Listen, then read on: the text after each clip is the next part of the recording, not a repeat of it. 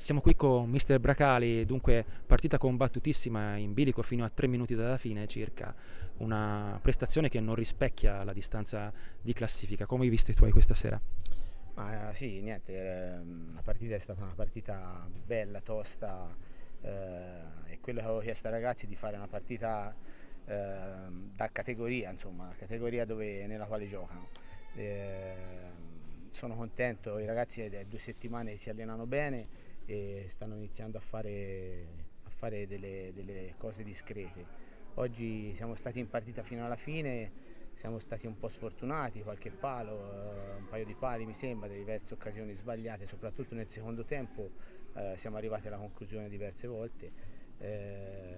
Sono un po' rammaricato per il terzo gol perché poi sapevo che alla fine ci sarebbe capitata l'occasione per andare sul pari e poi sperare di fare qualcosa di più.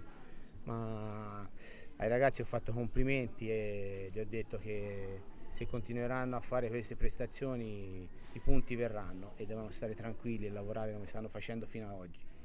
Quindi te sei entrato in corsa questa stagione, hai preso la squadra in una situazione un po' più di classifica difficile. Ecco, cosa chiedi di qui ai tuoi, cosa chiedi in particolare ai tuoi ragazzi di qui alla fine della stagione?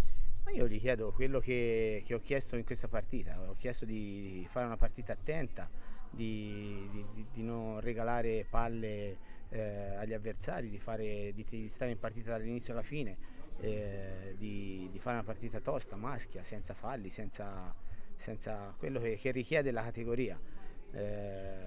Non voglio andare in giro e fare partite come abbiamo fatto domenica scorsa, sabato scorso a Salerno, dove non siamo stati in campo, siamo stati disattenti in tante occasioni e abbiamo regalato diverse situazioni alla squadra avversaria.